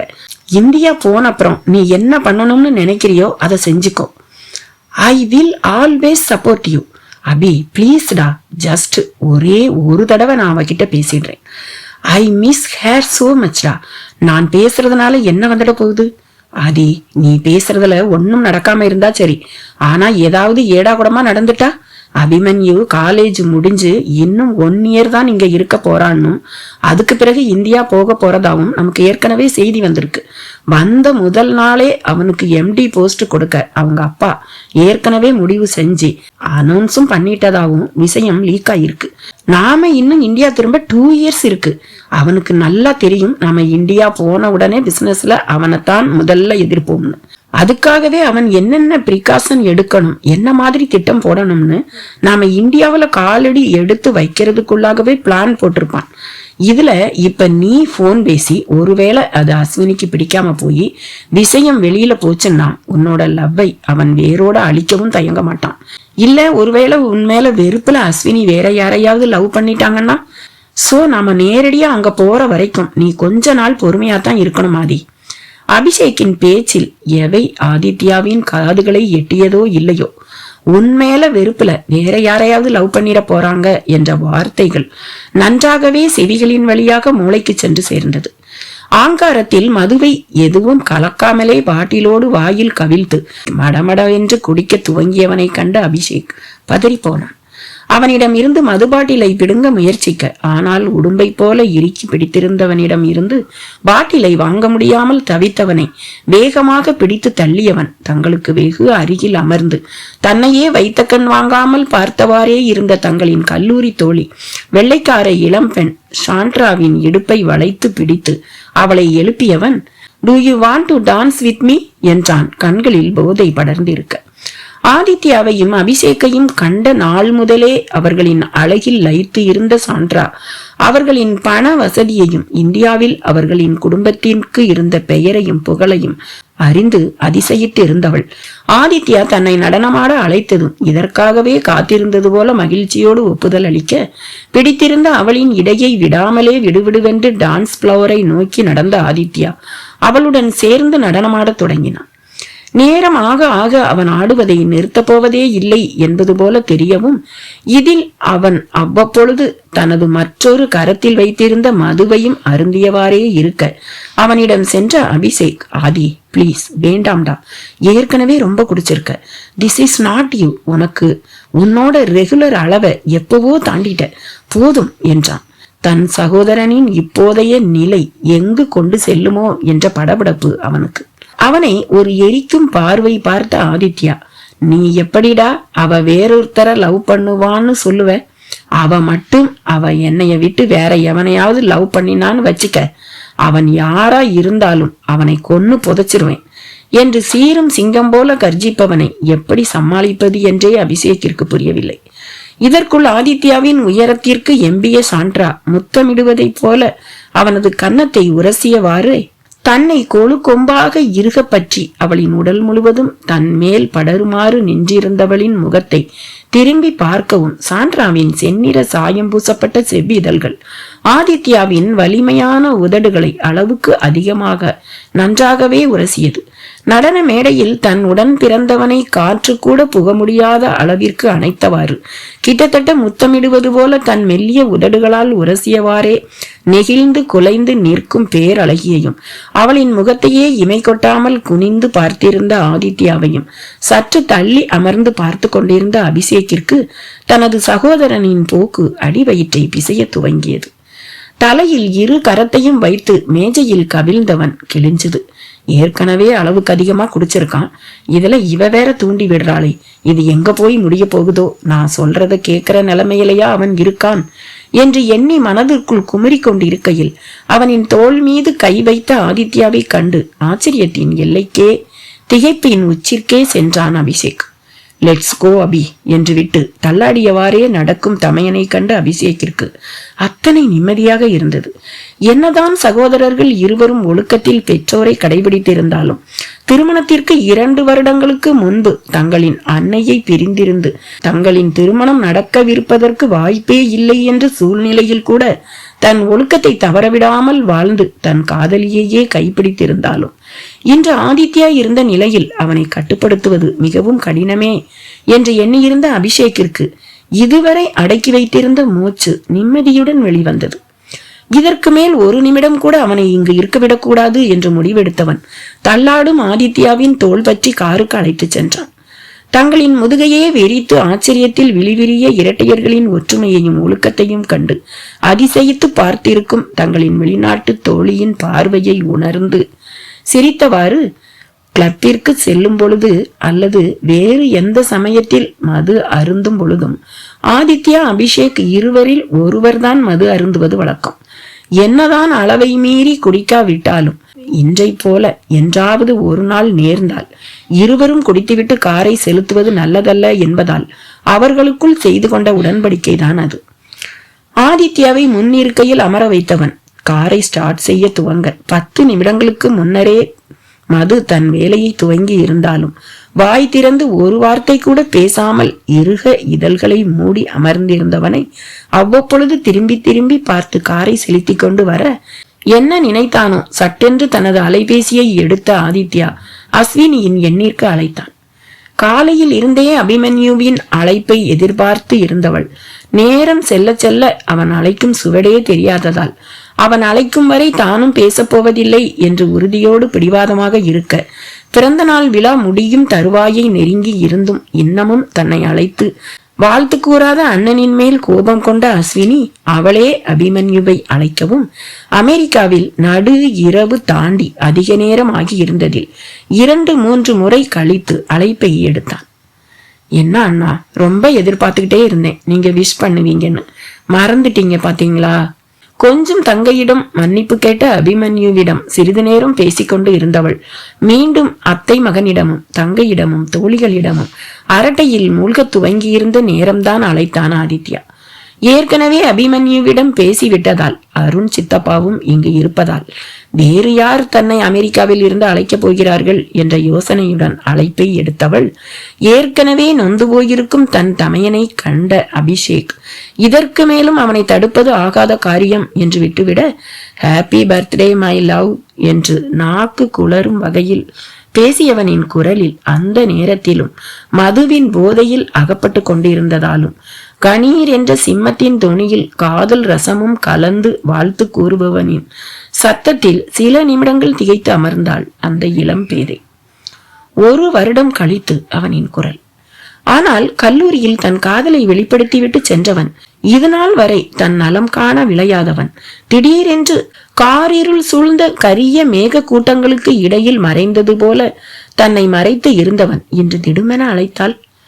அவன் வருடம் முழுவதும் தன்னை அழைக்கவும் மறந்து இருந்ததால் ஒருவேளை அவன் இதயத்திலிருந்து என்னை விலக்கி இருக்க கூடுமோ, வெளிநாட்டில் இருக்கும் அழகிய வெள்ளைக்கார இளம்பெண்களிடம் மயங்கி என் நினைவை அறவே புறந்தள்ளி இருப்பானோ என்று நினைத்து தன்னையும் அறியாமல் தன் இதயமும் விளங்காமல் கலங்கி இருந்தவளுக்கு இத்தனை மாதங்கள் கழித்து தன்னை அவன் அழைத்ததும் அல்லாமல் தன் பிறந்த நாளையும் மனதில் கொண்டு லவ் என்று சொல்லவும் வீடு முழுவதும் கூடியிருந்த சொந்தங்களும் தோழிகளும் வாழ்த்து கூறும் பொழுது ஏற்படாத உவகை உள்ளத்திலும் சிலிர்ப்பு உடலிலும் இன்பம் இதயத்திலும் ஏற்பட்டதில் அவளின் தளிர் மேனி முழுவதும் படபடப்பு ஏறியது.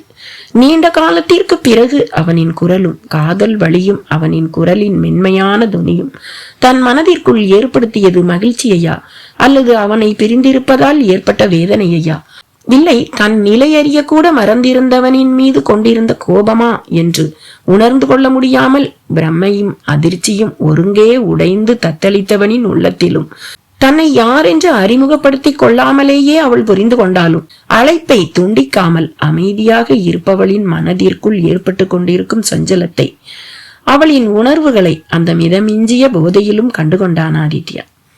சில நொடிகள் இரு பக்கமும் மௌனத்தில் கரைய மெல்லிய குரலில் தன்னை யாரும் கவனிக்கிறார்களா என்று சுற்றும் முற்றும் பார்த்தவாறே நீங்க நீங்க நீங்க நீங்க யாரு பேசுறது என்று கிசுகிசுத்தவளின் கீர்த்தனை குரலினால் தோன்றிய இன்பத்தின் அதிர்ச்சி மின்சாரம் போல உடல் முழுவதும் ஊடுருவிய ஆதித்யாவிற்கு இனிமை கலந்த சொர்க்க உலகத்துக்கு கொண்டு செல்வது போல இருந்தது. சட்டென்று தனது அலைபேசியில் அவளின் புகைப்படத்தை மீண்டும் ஒரு முறை பார்த்துவிட்டு அதில் அவள் அணிந்திருந்த முத்து மாலை அவள் வெண் சங்கு கழுத்திற்கு போட்டி போட முத்தின் வெண்மையையும் தோற்கடித்த அவளின் நிறம் ஆதித்யாவின் இதயத்தை தோற்கடிக்கவும் மனதை மயக்கிக் கொண்டிருந்த அவளின் அழகில் லயித்து இருந்தவனுக்கு அந்த நிமிடமே அவளின் வெண் சங்கு கழுத்தில் முகம் புதைக்க ஆசை தோன்ற புகைப்படத்தை முத்தமிட்டவாறே அசு ஐ மிஸ் யூடி என்றான் கிரக்கமான குரலில். அவன் தன் பெயரை உச்சரித்த விதத்தில் மோகமும் தாபமும் விரவி கிடக்க தன்னை மறக்க இயலாமல் தவிப்பவனின் வார்த்தைகளில் காதலும் ஆசையும் பரவி பொங்கி வழிய அவன் அலைபேசியில் ஒளிர்ந்து கொண்டிருந்த தன் புகைப்படத்தில் முத்தமிட்டதை அறியாதவள் தனக்குத்தான் அவன் முத்தத்தை வழங்கினான் என்று எண்ணி வாவியில் பூத்திருக்கும் வெளிர் சிவப்பு நிற தாமரை போல முகம் நாணத்தில் சிவந்து ஆடாமல் அசையாமல் சிலையென நின்று விட்டவளின் பின் சத்தமில்லாமல் வந்து நின்றான் நிரஞ்சன். ஹேய், உன்னை எங்கெல்லாம் தேடுறது, வா சாப்பிட கூப்பிடுறாங்க என்று அவளின் கரம் பற்றி இழுத்தவனின் சத்தத்தில் திடுக்கிட்டவள் உடல் முழுவதும் தூக்கி வாரி போட தன்னை கண்டு திகைத்தவளின் முகத்தை பார்த்த நிரஞ்சன் குழம்பி போனான். அசு, ஆர் யூ ஆல் ரைட்? லேசாதான் தொட்டேன், அதுக்கே இப்படி தூக்கி போடுது, ஏன் முகம் இப்படி வெளிரி போய் கிடக்கு, என்ன ஆச்சு? எதிர்முனையில் நிரஞ்சனின் கனிவான குரலையும் அசு என்று அவன் செல்லமாக அழைத்ததையும் உன்னை லேசாகத்தான் தொட்டேன் என்ற வார்த்தைகளும் ஆதித்யாவின் இரத்த அழுத்தத்தை ஆகாயத்தை மீறி உயரத்தில் எகிர செய்ததில் அவனின் நாளங்கள் அனைத்தும் வெடித்துவிடும் நிலைக்கு சென்றதில் முகம் செக்க செவேல் என்று நிறம் மாற துவங்கியது. கரத்தை தனக்கு பின்புறமாக கொண்டு வந்த நிரஞ்சனிடம் இருந்து அலைபேசியை மறைத்தவள், நிறு, நீங்க போங்க, நான் வரேன் என்றாள் மெல்லிய குரலில். நான் போறது இருக்கட்டும், உன் முகமே சரியில்லையே, காலையில இருந்து நல்லா தானே இருந்த, உடம்புக்கு எதுவும் முடியலையா? தனது கழுத்திலும் நெற்றியிலும் கை வைத்து பார்ப்பவனின் கரத்தை நிரஞ்சனே உணராத வகையில் மெல்ல ஒதுக்கியவள், இல்ல நிறு, ஐ எம் ஆல் ரைட், நீங்க கீழே போங்க, நான் இன்னும் 2 மினிட்ஸ்ல வந்துடுறேன் என்று சமாளித்தாள். இருந்தும் அத்தை மகளின் அழகிய முகத்தில் தோன்றியிருந்த கலவரத்திலும் அவள் கண்களில் பரவியிருந்த கலக்கத்திலும் சந்தேகம் கொண்டு நின்ற இடத்திலிருந்து ஒரு அடி கூட நகராமல் நின்றிருந்தான் நிரஞ்சன். வேறு வழியின்றி அவன் முதுகில் கை வைத்து போ என்பது போல வாயசைத்து கண்களை சுருக்கி சைகை செய்தவளை திரும்பி பார்த்து கொண்டே அவன் கீழே இறங்க அவன் சென்ற நொடியே அலைபேசியை காதுக்கு கொண்டு வந்து நான் போகணும் என்று சொல்லி முடிக்கவில்லை. யாரிடி அவன் என்று அடித்தொண்டையில் கர்ஜிக்க துவங்கி இருந்தான் ஆதித்யா. அவனின் சீற்றம் மிகுந்த குரலில் காரை செலுத்திக் கொண்டிருந்த அபிஷேக் சட்டென்று அவனை திரும்பி பார்த்து என்ன என்பது போல புருவத்தை உயர்த்தி கேட்கவும் சகோதரனின் முகத்தை உற்று பார்த்து கொண்டு கேக்குறேன்ல, யாரு அவன், அதுவும் செல்லமா, அஷுன்னு கூப்பிடுற அளவுக்கு க்ளோஸ்னா யாரு அவன்? இதுல லேசாதான் தொட்டானாமே, தொடுற அளவுக்கு என்னை விட அவனுக்கு என்ன உரிமை இருக்கு உன்கிட்ட என்று சினம் தொனிக்கும் கம்பீர குரலில் கதிகலங்கி போனாள் அஸ்வினி. நிரஞ்சன் அவளின் மாமன் மகன், திருமணம் முடிக்கும் முறை. இப்பொழுது ஆதித்யா இருக்கும் நிலையில் அவனிடம் இதை சொன்னால் நாளைக்கே அவன் கிளம்பி இந்தியாவிற்கு வந்தாலும் வந்து விடுவான் என்ற அச்சத்தில் இந்த பேச்சை தவிர்க்கவே விரும்பினாள். ஆதித்யாவின் மனம் கவர்ந்தவள். எங்க வீட்டுக்கு வந்திருக்கிற கெஸ்ட் என்று தயங்கி தடுமாறியவளின் மெல்லிய குரலில் மேலும் சந்தேகமுற்ற ஆதித்யா, கெஸ்ட்னா தொட்டு பேசுற அளவுக்கா என்று மேலும் அதட்டவும் விழிகளில் நீர் கரை தட்டியது அஸ்வினிக்கு. வார்த்தைகள் ஒன்றையும் உதிர்க்காமல் மௌனமே மொழியாக இருந்தவளை கண்டவன், நான் ஊருக்கு வர்றதுக்கு முன்னாடியே உன்கிட்ட சொல்லியிருக்கேன், உன்னை எவன் லவ் பண்ணினாலும் அவன் உயிர் அவன்கிட்ட இருக்காதுன்னு. நான் இன்னும் 2 இயர்ஸ்ல அங்க வந்துடுவேன். அதுக்கப்புறம் உன்னுடைய ஒவ்வொரு பர்த்டேயும் என்னோட மட்டும்தான் நீ செலிப்ரேட் பண்ற என்றான், ஒவ்வொரு வார்த்தைகளையும் அழுத்தமாகவும் கடினமாகவும் உதிர்த்து. பேசி முடித்தவன் அழைப்பை துண்டிக்கவும் அவன் குரலில் இருந்த அதிகாரமும் அகம்பாவும் பிடிவாதமும், கொன்று விடுவேன் என்று கூறும் பொழுது அதில் இருந்த அழுத்தமும் அஸ்வினியை நடுங்க செய்ய, அவன் அன்று கல்லூரியின் மின்தூக்கியில் தன்னை இறுக பற்றியிருந்ததில் கண்ணி சிவந்து போன கரங்கள் இன்றும் மனக்கண்களின் முன் படரவும் தன்னையும் அறியாமல் குனிந்து பார்த்தவள் அவனின் கோபத்தில் கதிகலங்கி போனாள். அதற்குள் ரோகிணியும் அவளை தேடி வந்துவிட, நடக்குமா நடக்காதா என்றே தெரியாத காதலில் ஆதித்யா காட்டும் வேகத்தையும் தன் மீது அவனின் உரிமையை நிலைநாட்டுவதில் அவனுக்கு இருக்கும் ஆக்ரோசத்தையும் நினைத்து திகைப்படைந்து நின்றுவிட்ட தமக்கையை பார்த்த ரோகிணி அவளின் தோள் பற்றி அதிர்ச்சியால் சிவந்திருந்த முகத்தை கண்ணிமைக்கும் நேரத்தில் மறைத்து தங்கைக்கு தெரியாமல் விழிகளை துடைத்து கொண்டவள் ஒன்றும் இல்லை என்று கூறியவாறு விடுவிடுவென்று படிகளில் இறங்கினாள். ஆனால் அவளின் உள்ளம் புத்தி அனைத்திலும் ஆதித்யாவின் கர்ஜிக்கும் குரலே ஆதிக்கம் செலுத்திக் கொண்டிருந்தது. உணவு மேஜையில் குடும்பத்தினர் அனைவரும் ஒன்றாக அமர்ந்து பேசிக் கொண்டிருக்க, பிறந்த நாள் நாயகி மட்டும் தலை கவிழ்ந்து உணவையும் உண்ணாமல் கையால் அளந்து கொண்டு இருக்கவும் அத்தை மகளின் கலங்கி தோய்வடைந்திருக்கும் முகத்தை கழுகு போல கண்டுகொண்ட நிரஞ்சன் அவளின் அருகில் அமர்ந்து உணவு உண்ண துவங்கியவன் அவளுக்கு மட்டுமான குரலில், யாரது அசு போன்ல என்று கிசுகிசுப்பான குரலில் கேட்டான். யாரும் இல்ல நிரு, பொய் சொல்லாத அசு, நீ போன மறைச்சத நான் பார்த்தேன் என்று விடாமல் கேட்டுக்கொண்டிருப்பவனை கண்டவள். நிரஞ்சனும் மகளும் உணவு உண்ணாமல் பேசிக் கொண்டிருப்பதை கண்ட திவ்யா, மகளின் கலங்கியிருந்த விழிகளை கண்ட திவ்யா பதறினாள்.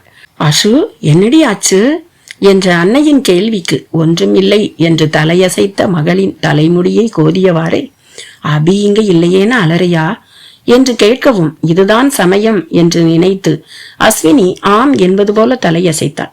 இந்நேரம் வந்திருக்கணும், என்னவோ இன்னும் ஒரு கோர்ஸ் பண்ணணுமா, அது முடிய 1 வருஷம் ஆகும், அப்புறம் வரேன்னு சொல்றான். அடுத்த வருஷம் உன் பிறந்த நாளுக்கு அண்ணா உன் கூட தான் இருப்பான் என்று ஆறுதல் கூறிய அன்னையை நிமிர்ந்து பார்த்தவளின் எண்ண ஓட்டங்கள் ஆதித்யாவின் இன்னும் 2 வருஷம்தான், அதுக்கப்புறம் உன்னோட பர்த்டே என்னோட மட்டும்தான் நீ செலிப்ரேட் பண்ற என்ற சொற்களில் முட்டி மோதி நிற்க, தன்னையே பார்த்திருக்கும் அன்னையின் முன் மீண்டும் கலங்காமல் இருப்பதற்கு வெகு சிரமப்பட்டு மெல்ல அதரங்களை விரிக்காமல் சிரித்தவளின் உள்ளத்தை சூழ்ந்திருந்த கலவரம் மட்டும் விலகியபாடில்லை. அங்கு காரில் தங்களது வீட்டிற்கு சென்று கொண்டிருந்த ஆதித்யா அக்னி மலையாக கொதித்துக் கொண்டிருக்க, மீண்டும் மீண்டும் அசு என்ற நிரஞ்சனின் குரல் அவனின் செவிகளில் அடித்து ஓய, முகம் தெரியாத அந்த ஆண்மகனின் மீது அளவிலடங்காத சினமும் ஆங்காரமும் சீறி துடித்து எழ, காரின் டேஷ்போர்டை ஓங்கி குத்தியவனுக்கு தெரியாது, தரிகெட்டு அலையும் மனதை அடக்க தெரியாமல் என்று அவளின் பின்னால் தான் அலைய, ஆனால் பின்னொரு நாளில் தன் கண்களின் முன்னால் வேதனை நிரம்பிய முகத்துடன் விழிகளில் நீர் வழிய அவளை ஏற்றுக்கொள்ள கதரும் பொழுது, தன் கரங்களை பற்றி கெஞ்சி அழுகையில் கரையும் நாளில் அவளை ஏற்றுக்கொள்ள மனம் ஒவ்வாது தவிக்கும் நிலை ஒன்று வரும் என்று, 2 துருவங்களையும் இணைத்து விடலாம் என்று விதி நினைக்கும் பொழுது, அந்த விதியையே மாற்றி எழுத ஒருவன் பிறந்திருக்கிறானே, அவனின் ஒரு செய்கையால் இந்த துருவங்கள் இணையும் காலமும் தள்ளி போகும் என்று இவன் அறிவானோ இன்று. இந்த கதையோட தொடர்ச்சி அடுத்த பதிவுல. பாய்.